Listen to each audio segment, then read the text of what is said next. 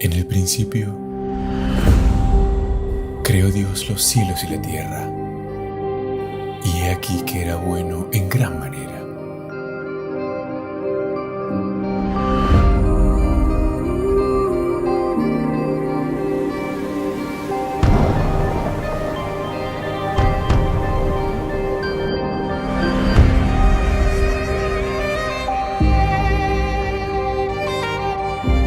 Abraham, vete de tu tierra y de tu parentela, a la tierra que te mostraré.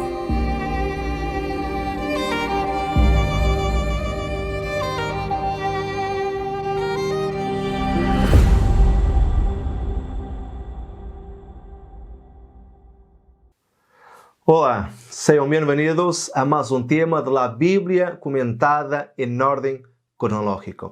E é sempre uma alegria estar aqui com vocês. Muy bien, se tiveram a oportunidade de ver o tema anterior, seguro recordarán que hablamos sobre a evolução da Escritura e como essa chegou hasta nosotros. Incluso hablamos sobre quem habría escrito el Génesis e dijimos que foi Moisés.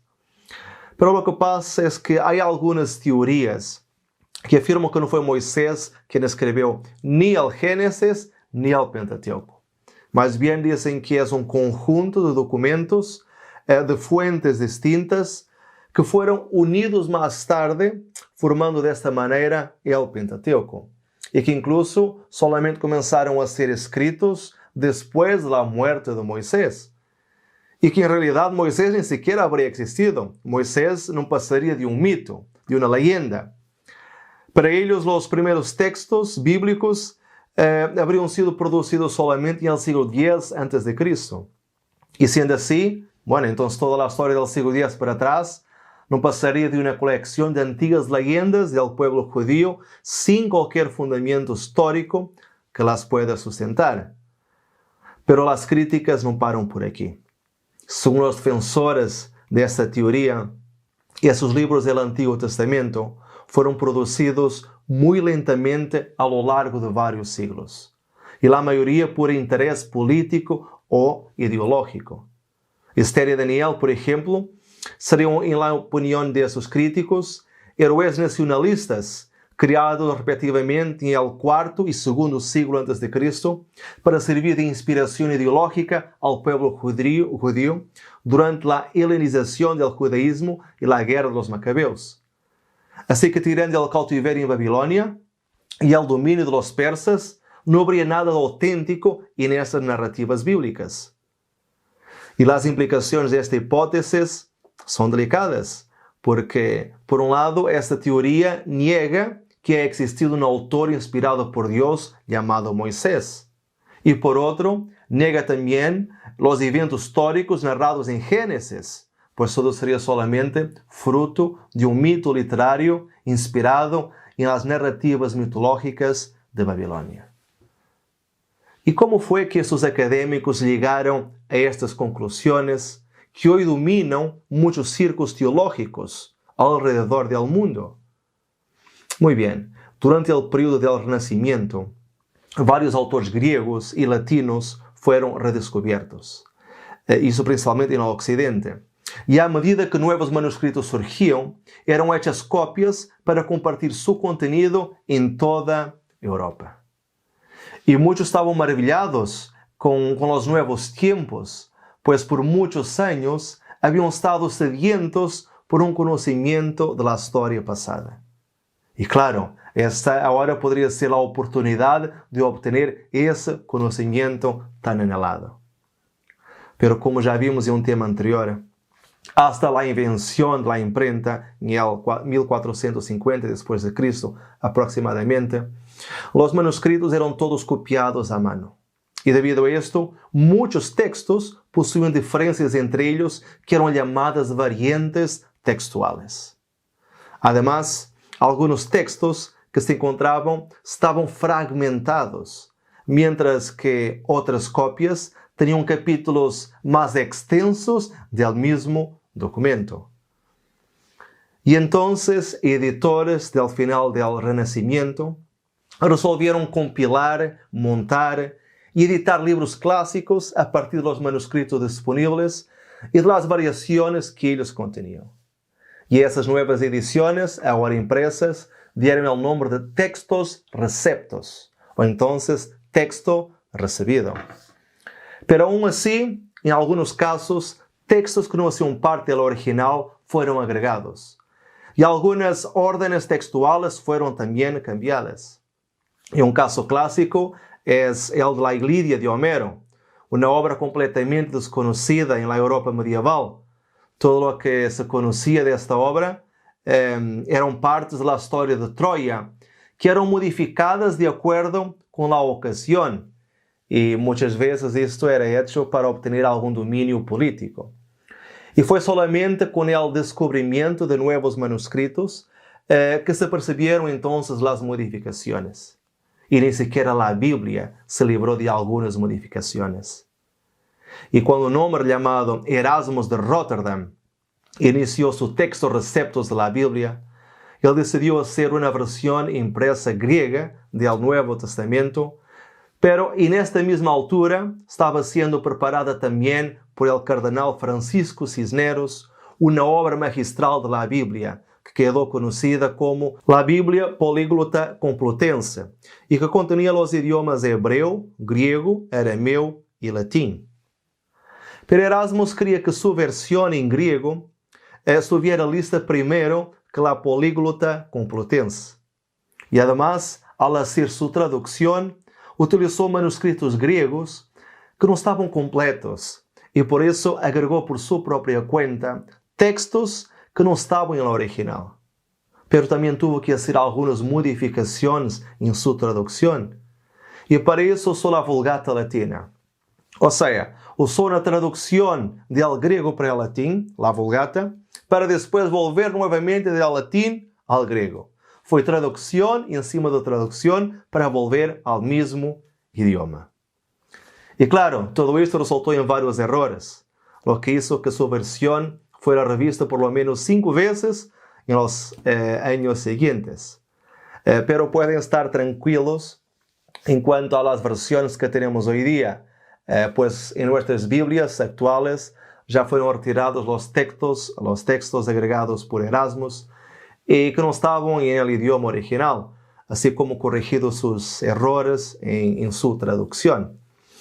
Pero este pésimo trabajo de Erasmus hizo con que algunos académicos posteriores pensasen entonces que lo mismo podría haber pasado en la antigüedad, más precisamente en el Pentateuco. Y una de las primeras personas que levantó cuestionamientos sobre esto fue un hombre llamado Thomas Hobbes, en 1651, que en el capítulo 33 de su libro Leviatán expuso un conjunto de pruebas intentando demostrar que el Pentateuco nunca pudo haber sido escrito por Moisés, citando como prueba varios pasajes bíblicos tales como Deuteronomio 34, 5 y 6. Y murió allí Moisés, siervo de Jehová, en la tierra de Moab, conforme al dicho de Jehová, y lo enterró en el valle, en la tierra de Moab, en frente de Bet-peor. Y ninguno conoce el lugar de su sepultura hasta hoy. Y esto implica que un autor que vivió mucho tiempo después de la muerte de Moisés habrá escrito esto con él. También otro texto es el Génesis 12:6.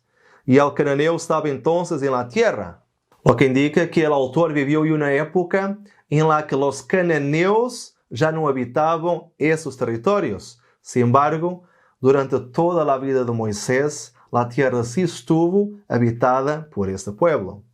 Y otro texto lo encontramos en Números, que dice, y aquel varón Moisés era muy manso, más que todos los hombres que había sobre la tierra.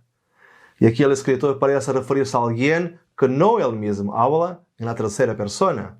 Otro académico que no estuvo de acuerdo que Moisés había escrito el Pentateuco fue Baruch Spinoza, que en el 8º capítulo de sus Tractatos Teológicos Políticos, publicado en 1670, enumeró los textos bíblicos que ya anteriormente el rabino judío Ibn Ezra había afirmado que no podrían haber sido escritos por Moisés.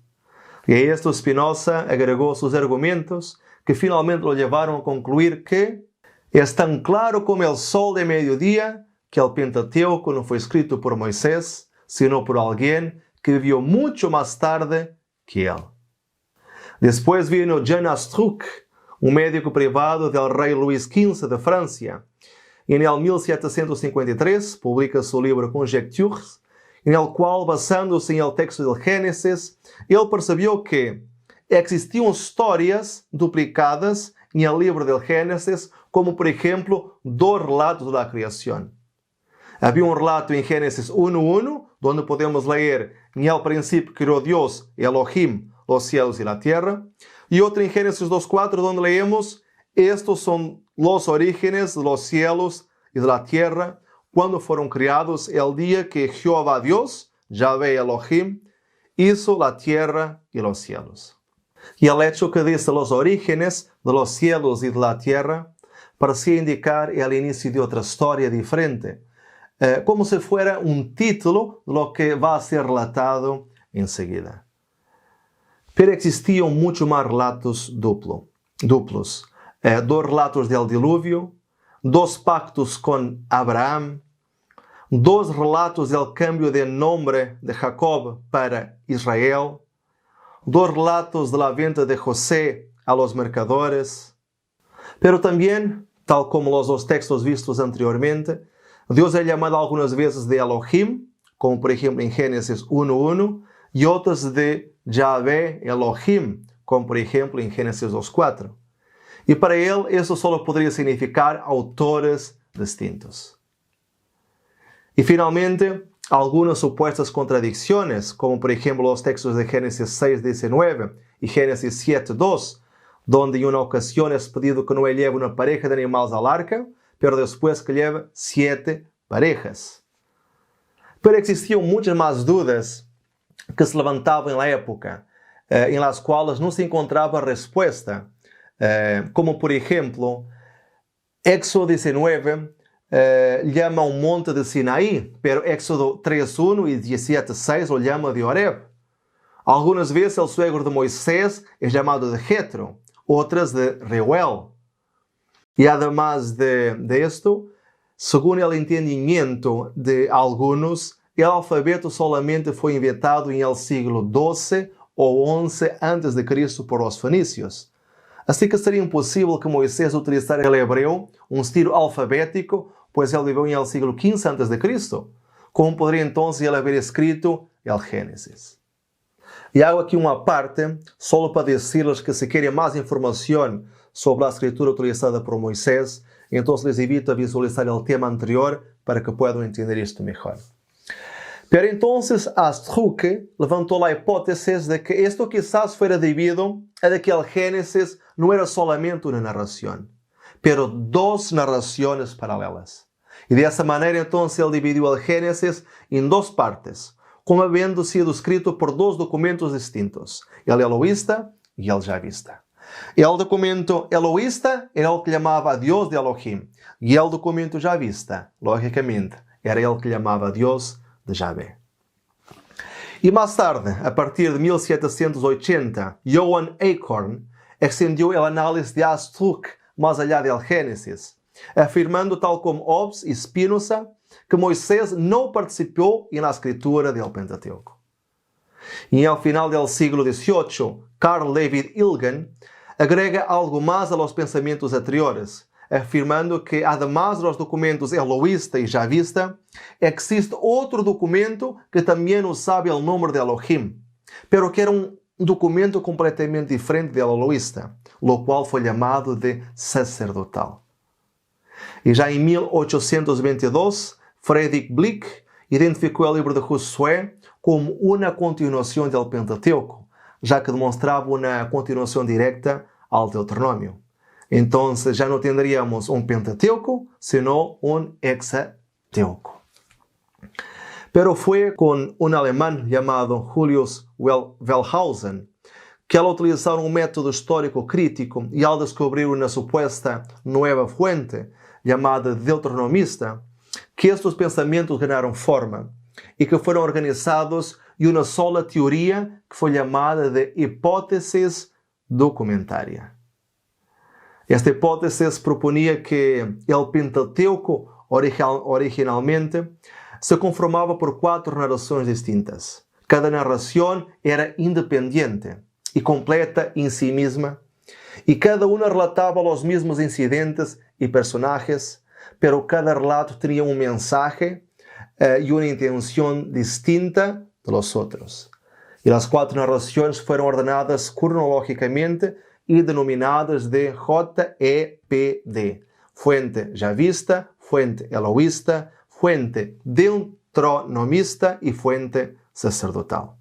La fuente javista fue escrita supuestamente entre los años 960 a 930 a.C. en Judá, durante el reinado unido de Salomón, siendo designado por la letra J de Jehová, debido a que los textos que caracterizaban esta fuente llaman a Dios de Jehová. En general, esta fuente trata de la historia de Israel desde la creación, pero empezando en Génesis 2:4, pues es donde aparece por la primera vez el tetragrama sagrado del nombre de Dios, Yahvé, y sigue con la historia de Israel desde su inicio patriarcal hasta su preparación para entrar en Canaán. Y por haber sido escrita en las tribus del sur, concentra el pensamiento de Judá. Ya la fuente eloísta fue escrita supuestamente entre los años 900 a 850 a.C. y es caracterizada por llamar a Dios de Elohim, y por eso también se denomina de fuente E, y habrá sido escrita por el reino del norte, después de la división de las tribus de Israel. Ya la fuente deuteronomista habrá empezado a ser escrita en el reino del norte, pero cuando las 10 tribus del norte cayeron a las manos de los asirios en el año 722 a.C., la fuente deuteronomista habrá sido conservada por personas de las tribus del sur. Y fue más tarde terminada en Jerusalén durante la reforma del rey Josías en el sur, entre los años 650 a 621 a.C., que trató de hacer una reforma basándose en Deuteronomio. Y tal como el mismo nombre indica, esta fuente fue la que dio origen en el Pentateuco al libro de Deuteronomio. Ya la última fuente, la sacerdotal, que tiene como sigla la letra P, pues en alemán sacerdote se escribe Priester, y como fue un alemán, Karl Ilgen, que supuestamente descifró esta fuente, entonces ella lleva pues claro la sigla P y no S. Y ella habrá sido escrita entre los años 550 a 450 a.C., y al final del exilio, y en el comienzo de la restauración de Jerusalén por sacerdotes judíos. Y su influencia es muy fuerte en la restauración y en la conservación de costumbres morales, religiosos y sacerdotales. Y es visible principalmente en los tiempos de Esdras y Nehemías. Pero muy bien, hagamos entonces ahora un pequeño resumen de los argumentos que jugaban a favor o que juegan a favor de esta hipótesis. Bueno, entonces tenemos el cambio de nombre de Dios para Señor. Esto parecía indicar autores diferentes. Otra es que nadie podría haber escrito sobre su propia muerte. El género literario parece cambiar a lo largo del Pentateuco. A duplicidade histórica, criação, dilúvio, pactos com Abraão. O idioma hebreu não existia em el tempo de Moisés. E também, finalmente, a aparente lógica da hipótese documentária. Assim que tudo isso parece indicar que Moisés não poderia, em verdade, haver escrito el Pentateuco. Pero, será que é realmente assim? Bueno, a Bíblia parece demonstrar o contrário. Quando nós vamos, por exemplo, a Éxodo 24:4, nós podemos ler: E Moisés escreveu todas as palavras de Jeová, e levantando-se de manhã, edificou um altar ao pé del monte, e 12 columnas, según as 12 tribos de Israel. E no Nuevo Testamento, também encontramos pasajes, textos bíblicos, que apuntam para Moisés como o escritor del Pentateuco. Lucas, por exemplo, em Hechos 15:21, escreveu: Porque Moisés, desde tiempos antiguos, tiene en cada ciudad quien lo predique en las sinagogas, donde es leído cada día de reposo. Y Pablo reafirma lo mismo en Romanos 10:5. porque de la justicia que es por la ley, Moisés escribe así: el hombre que haga estas cosas vivirá por ellas. De la misma manera pensaban muchos historiadores del siglo I después de Cristo. Filón de Alejandría, por ejemplo, que era un historiador judío y que vivió entre los años 20 a.C. y 45 después de Cristo, atribuía la autoría del Pentateuco a Moisés. Lo mismo hizo Flavio Josefo, otro historiador judío, quien afirmó en su argumentación contra Apión que no tenemos entre nosotros una infinidad de libros, sino solo 22, de estos 5 son de Moisés. Ahora es claro que no somos ingenuos al pensar que todo el Pentateuco fue escrito por Moisés. Como es obvio, él no podría haber escrito sobre su muerte, a no ser que creamos como algunos que defienden que Dios dictó a Moisés sobre su muerte para que éste escribiera. Pero en mi opinión, yo creo que es más lógico pensar que habrá sido Josué quien escribió esa parte. Pero aún así, podríamos afirmar que casi todo el Pentateuco fue escrito por Moisés, tal como también afirma Jesús. Si creyeses a Moisés, me creerías a mí, porque de mí escribió él. Pero respecto a que los muertos resucitan, ¿no habéis leído en el libro de Moisés cómo le habló Dios en la zarza, diciendo: yo soy el Dios de Abraham, el Dios de Isaac y el Dios de Jacob? Pero existen muchas más pruebas que nos indican que fue Moisés quien escribió realmente el Pentateuco. En el año de 2006, un respetable académico de las universidades de Yale y Carolina del Norte, llamado John Setters, él publicó un libro titulado The Edited Bible. Y este académico, aunque defiende la hipótesis documentaria, él levantó serias dudas a la manera de cómo ella surgió, concluyendo que esta hipótesis nació en el siglo XVIII debido a un serio error de anacronismo de los eruditos de la ocasión. ¿Y qué sería eso de anacronismo? Bueno, anacronismo es tomar erróneamente una característica de una época pasada y transportarla artificialmente para otra. Por ejemplo, hoy, debido a los modernos medios de transporte, no consideramos así tão distante una ciudad que está a 100 kilómetros de distancia. Pero en el tiempo de Cristo, viajar estos 100 kilómetros era considerado muchísimo. Era muy difícil andar eso todo. Así, hacer una equivalencia entre las distancias del tiempo de Jesús y las nuestras es un error de anacronismo que no se debe cometer. Pues bien, de acuerdo al profesor Setters, los eruditos del siglo XVIII atribuyeron artificialmente a los antiguos escritores de la Biblia el programa editorial de textos que ellos propios estaban acostumbrados a ver en la Europa a partir del Renacimiento, o sea, a partir del siglo XV, como ya vimos con el ejemplo de la Ilíada de Homero. Pero no existe ninguna evidencia histórica de que los antiguos textos bíblicos hayan sido originados a través de una colección de manuscritos escritos a partir del siglo X a.C., editados más tarde por alguien que los contó y los llamó ahora entonces de Pentateuco.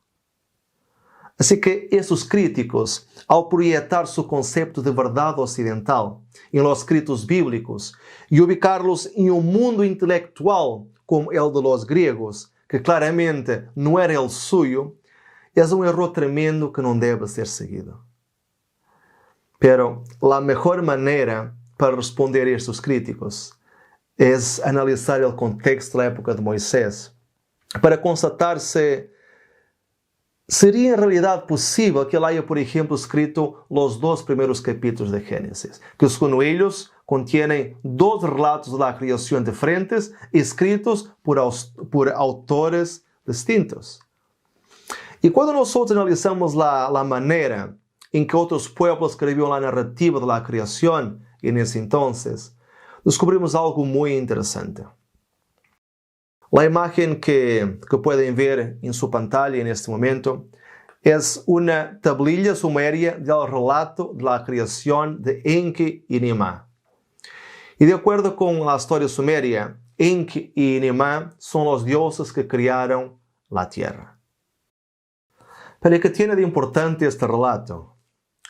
Es que este relato cuenta la historia de la creación dos veces, en dos etapas diferentes. En primer lugar, cuenta la historia de una manera general, como si fuera un resumen, y después vuelve a contar la historia de la creación, repitiendo varios detalles, pero ampliando ahora esos mismos detalles. Y ellos hacían esto porque con la repetición era más fácil que ellos aprendan. Acuérdense que en esa época no había celulares o tablets donde todos podrían leer lo que se escribía. Entonces, para que quedara grabado en la memoria, la manera más didáctica que tenían para hacerlo era a través de la repetición de las mismas historias que escribían.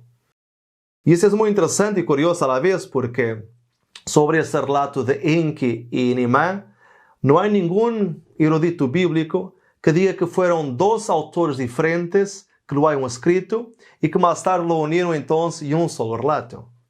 Pero aún así el relato también es contado en dos etapas, una etapa general y otra etapa más detallada, tal como la Biblia. Así que eso sería algo como cuando antes de verse una película, primero se ve la sinopsis o el trailer, y el trailer es el resumen de la película. Y cuando se ve la película, muchas de las escenas que vimos en el trailer agora se repiten. Pero las vemos más ampliadas, las vemos más detalladas. Y podemos decir que lo mismo pasa con la Biblia. Génesis 1 es como si fuera la sinopsis de lo que después es ampliado más detalladamente en el capítulo 2.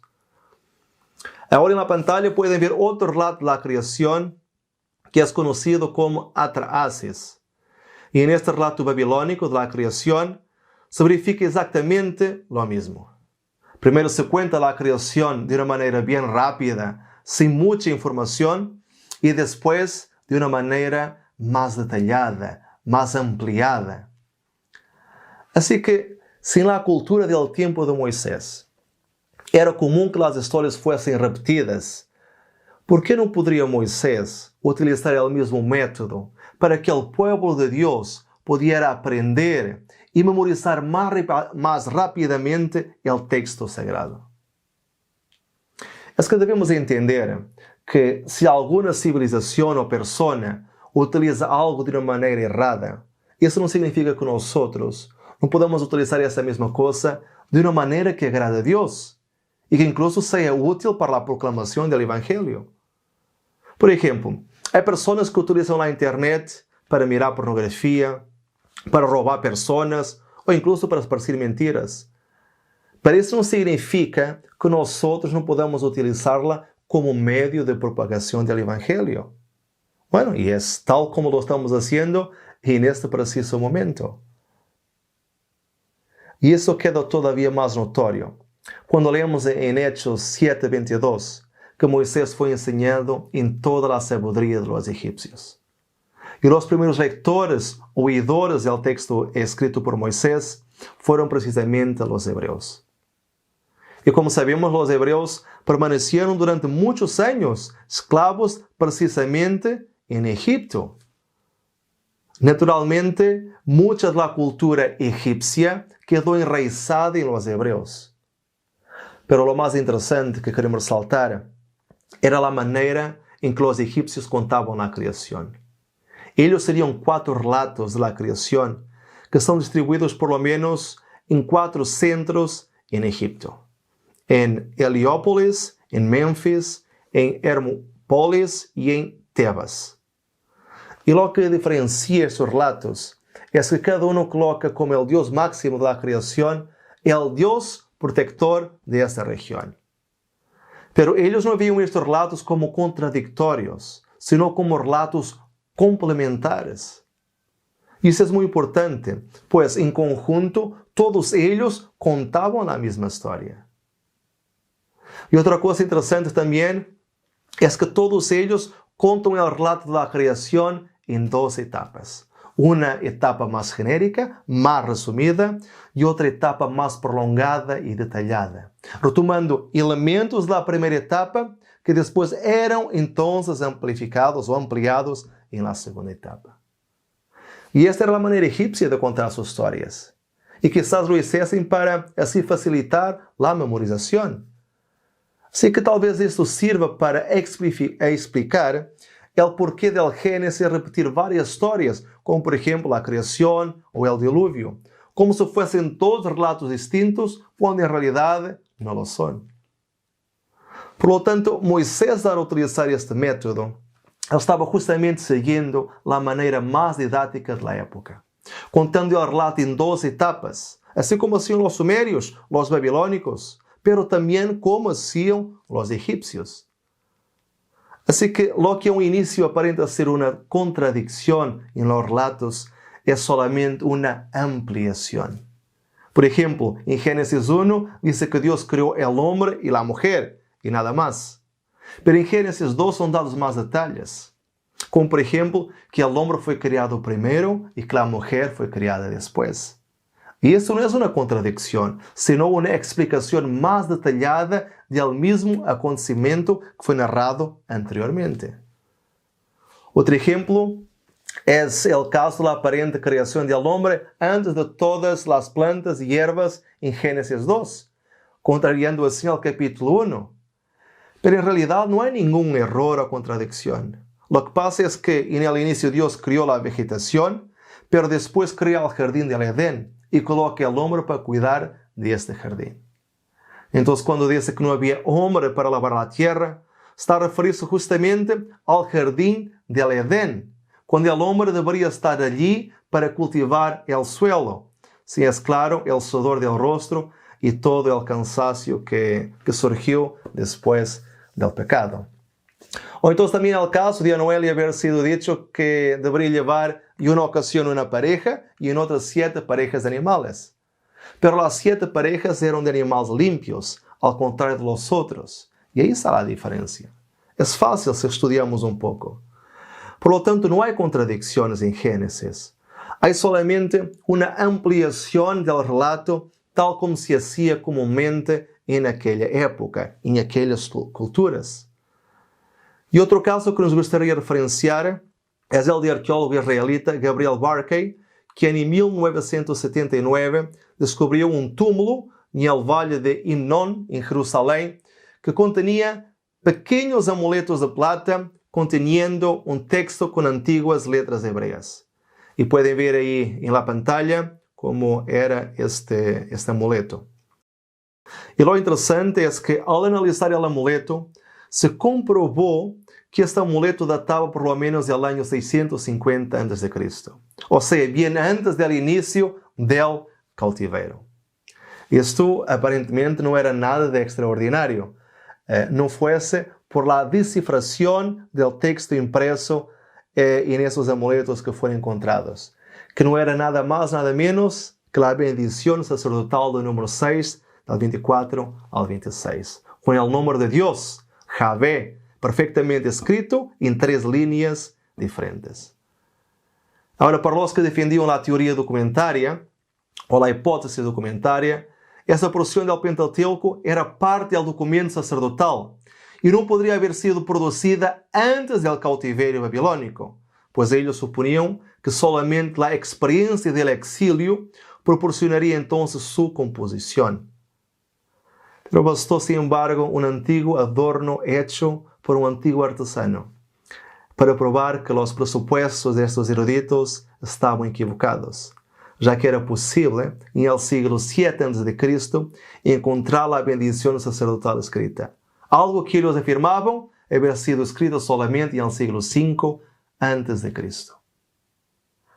Otro argumento utilizado por los defensores de la hipótesis documentaria es la que el estilo literario cambia durante el libro del Génesis. Y aquí son encontrados con ellos las 3 distintas fuentes que formaron el libro del Génesis, las fuentes J y P, pues la fuente D está confinada al Deuteronomio. Por ejemplo, el estilo J es reconocido por ser más formal y repetitivo.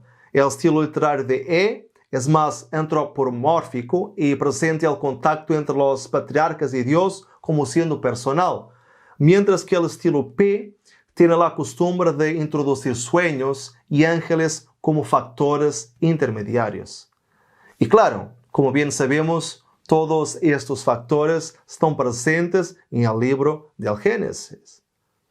Pero ¿sabe que isso significa que fueron autores diferentes que escrevieron el primer libro del Pentateuco? Bueno, para descifrar esta cuestión, dos hombres llamados Yehuda Radai y James Shore sometieron en el año de 1985 el lenguaje utilizado en el libro del Génesis a un análisis lingüístico exhaustivo, palavra por palavra, em um programa de computadora. E para isso analisaram todas as 20.504 palavras presentes no livro do Gênesis. E sua essência e sua intenção seria trazer luz sobre quem seria o autor do Gênesis através de uma investigação computacional. E seu trabalho foi publicado no mesmo ano, bajo o título Genesis, an Authorship Study in Computer Assisted Statistical Linguistics. E em seu estudo, eles queriam contestar a pergunta que sempre se levantava mientras hacían su análisis. ¿Hasta que punto se puede calcular la probabilidade de que una sección del Génesis, atribuida por ejemplo a J, pueda haber sido escrita por la misma persona a quien son atribuidas las fuentes E y P? E sua conclusão, com bases em seu estudo, foi que a única diferença literária que existia em Gênesis era entre os tipos de discursos. Ou seja, entre um discurso direto, seja este humano ou divino, e um discurso narrativo, e que además se oponiam à existência de, por exemplo, uma fuente J e outra E, já que, segundo seu estudo, J é em realidade igual a E, não existiam diferenças. E para ilustrar, usaram o seguinte exemplo. Duas cartas escritas por la mesma persona, uma dirigida a um tribunal e outra dirigida a uma novia, evidenciariam radicalmente a diferença de estilo. Pero não significa que não fuera a mesma persona a escreverla.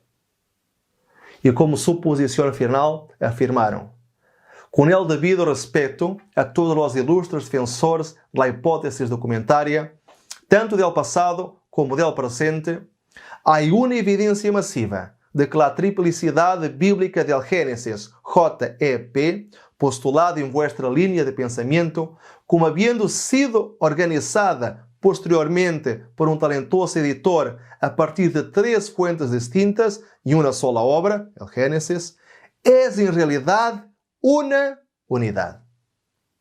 Pero infelizmente, muitos críticos hoje em dia seguem com a ideia de que o Pentateuco consiste em vários documentos de diferentes autores e diferentes épocas.